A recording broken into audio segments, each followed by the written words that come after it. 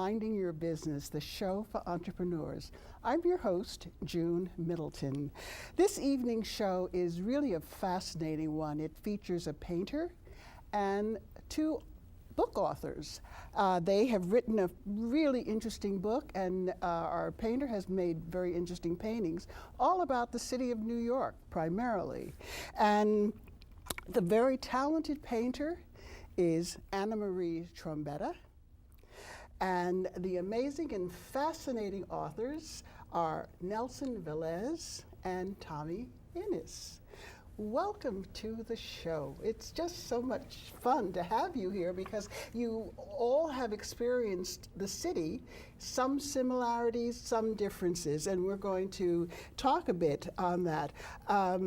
Because you're entrepreneurs, you have interesting experiences to share with us, and we will get to them. But Annamarie, let's start with you. Okay. And when did you first realize that you wanted to paint as a career? Oh, I think it was in my teenage years, but in my early youth, I would always doodle and play with crayons all by myself, very quiet. Did you color outside of the outline, or was the creative part that started coming through? I'm sure I did both ways, knowing myself, and then also chalks were a very big influence. Drawing on the street. Yes. Yeah. Yes. So. Absolutely. The games that we used to play, playing drawing on the street with chalk. Right. But what did you train here in New York primarily? Yes, most of my training has been almost every art school in the city. I started off at the Brooklyn Museum in my teenage years before I finished high school, and then I went to Parsons School of Design, which is downtown. Yeah, we've had many guests from Parsons on the show. Yeah, it was a great school. And also, along with that, they were affiliated with the New School. So I had my art classes in one building, and the New School was a very innovative, a lot of the intellectuals that fled from Europe founded that school, so it was a nice mixture. And then from there I went on to a very new school, it's about maybe 20, 25 years old, called the New York Academy. In Manhattan? In Manhattan. It was predominantly for figurative drawing, painting, sculpture. We took anatomy classes. So then you had a lot of live models? A lot of live models and a couple of non-live models. So we did cadavers? Cadavers, yeah. You're kidding. No, that was actually fascinating. Extremely. My gosh. Because I was actually thinking of going into medicine before I decided to become an artist. So for whatever reason, I took to it. I didn't get squeamish or scared or a little nauseated. No, I was fine with it. I think now I would be, but back then, no. I had thought of becoming a surgeon until I saw the blood, and then I changed my mind. I said, law is better. It's a different kind of blood. Yeah. Nice color, though. Blood has a very rich, depending on whose blood it is. What about to do? Not that I know, though.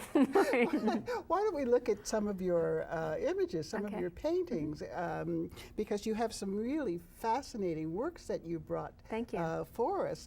And I know that you did the gates in what I call the curtains. The curtains, yeah. in Central Park. One of the reasons why I did that is because I had an opportunity to meet Christo and Jean-Claude. They had an exhibition at the National Academy prior to the gates opening up. And there was just something about the color and the vibrancy.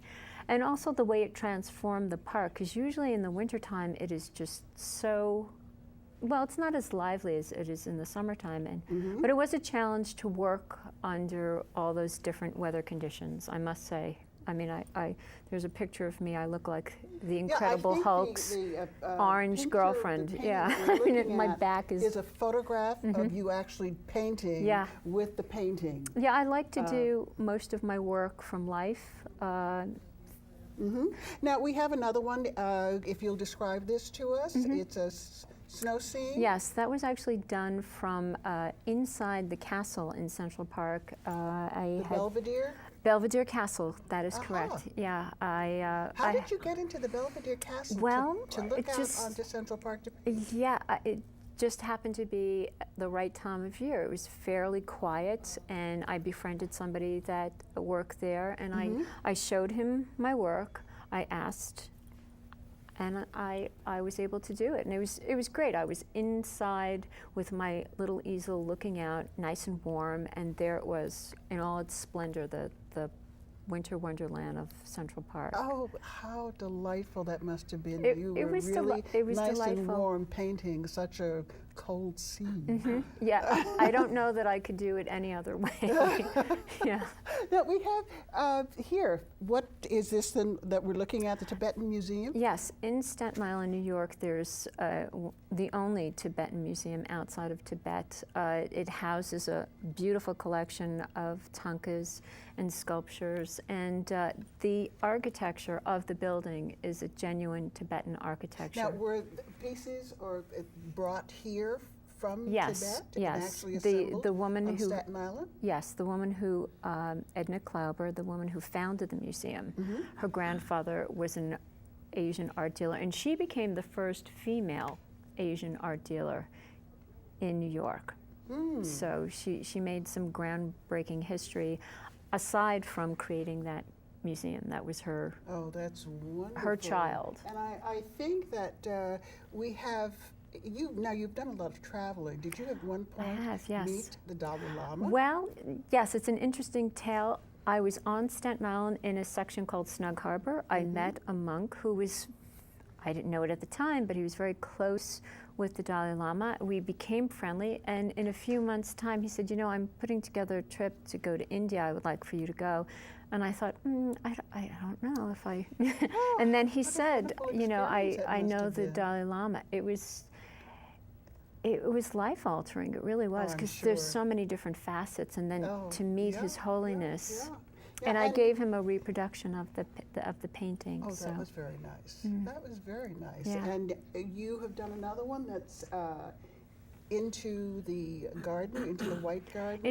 This is the place where I met the Tibetan monk. Not in this particular place, but in the on the grounds of Snug Harbor in Staten Island. It's a beautiful consortium of buildings, and it's very bucolic. And if you need a little respite from New York, I encourage you to go out there, because you really do feel like you're someplace else. The last one that I think we're going to see, the Archway. The Archway, is, Central Park, through the Archway. Through the Archway was done just a few years ago.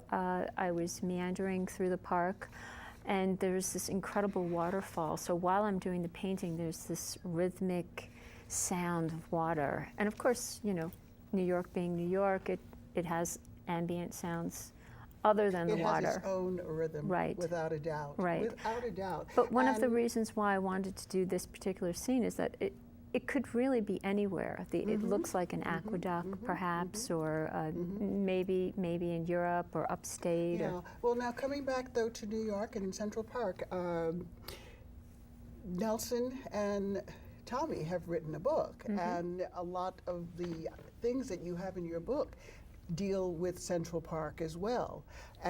But what I'd like to know from you both is, how did you come to decide to write this book? I mean, it is a very interesting book. It really is. I really just was riveted to reading some sections of it, and I found it to be rather well written, and it flows, and it tells a very interesting story, which I understand is a true story. Oh, it is. But tell us, how did you come to write the book? Well, toward the end of my career, the last year, 2004, I decided to write the story of all the people I met in the subway system. There were literally thousands of people that I had met. And your career was? New York City police officer. I was assigned to the Homeless Outreach Unit, the HOU. Oh, And my assignment was to meet with homeless people throughout the subway system. Just in the subways? Well, it started off in the subway system, platforms and tunnels. I would walk through track areas, and then it expanded during the merge when all 3 police departments merged in, and Is this the housing department? housing, and, city, and transit, and then that included parks anywhere in the city, abandoned buildings, and piers. During the course of those almost 20 years, I met thousands of people. Oh, I imagine you did. Homeless individuals. There was regular people who just had experience that caused them to become homeless. So I decided to write the story about some of these people that I had met. One of them had been Tommy, who I met before. All right, I'd like to hear more about that, but before we get into that, for you, Tommy and Nelson, how did you find it to the process of actually putting pen to paper? That's a very difficult process for a lot of people. I mean, it's like the first word, where do you start? And how, and especially if you're working and collaborating with someone, how did you decide to work together on this? Well, I started writing it, and halfway through the book, I knew that I couldn't finish this book without Tommy. Tommy was part of the story. Oh, you started the book on your own on my originally? own. Right. So I went up to Tommy and I told him, I want you to be part of this book. You are the integral part of this book. And it took a while to convince him. Several years before Tommy agreed to do it. Yes. Nelson and I worked together. When he was a cop with the Transit Authority working with the Homeless Outreach Unit, I was working for MTA Connections. And that was when we actually, MTA Connections, Metropolitan Transit Authority hired a team from the city to work homeless outreach on their property, all their areas, the subways, the terminals, Penn Station, Grand Central Station, Long Island Railroad, whatever, all their property. They needed a team.